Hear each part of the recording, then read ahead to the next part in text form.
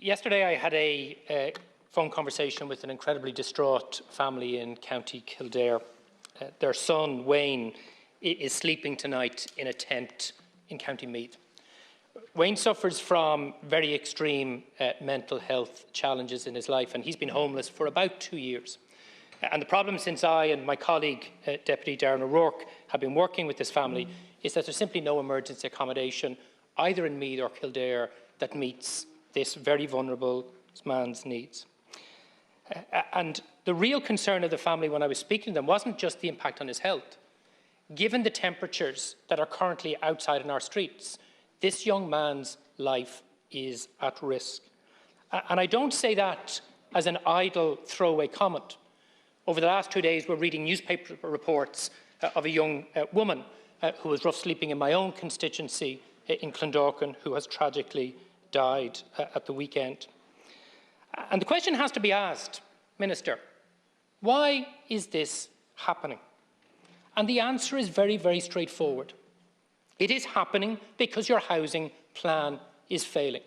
It is happening, Taoiseach, because the policies you and the man beside you have been implementing for 6 years are failing.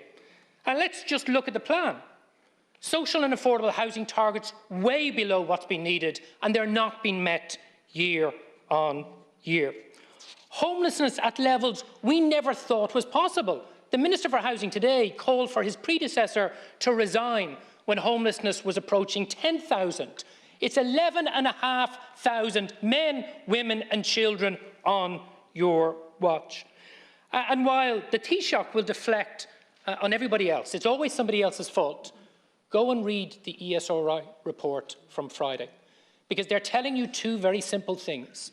That the plan that you so eloquently celebrated only moments ago is not going to meet its own targets over the medium term. And in fact, what the ESRI have called on you to do is implement the very policy proposals we have been outlining for years. Dramatically increase direct state investment in social and affordable homes, real action on vacancy and new methods of building construction, and take action on land management. Things your government is talking about doing, but not doing.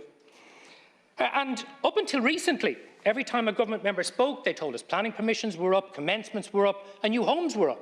Well, that's not what the data is telling us now, Taoiseach. In fact, every major report for months is telling us commencements are down, planning permissions are down, and next year's and the following year's targets will not be met. So I don't know how you can stand here and blame anybody on the opposition for the failure of you and your government's housing plan over the last 6 years. Shame on you. The level of frustration and anger we feel isn't only because we have a disagreement, Minister Ryan, on policy. It's because the real human stories, week in, week out, who are the victims and the survivors of your housing policy, come to us for help. And that is why everybody on this side of the House is going to reflect on those. But let us be very clear. Despite your misdirection, despite your misrepresentation, and despite your blaming of everybody else, your plan, your minister and your government is failing. And that is why Wayne's life is at risk tonight. So I make no apology for saying I have no confidence in the Minister for Housing. It's nothing to do with Darragh as a person. It is to do with the policies that he and your government have been pursuing for years. They caused this crisis. They are making this crisis worse. And only a change of government, a change of minister and a change of housing plan is going to allow us to finally put about an end to the Fianna Fáil and Fine Gael housing catastrophe.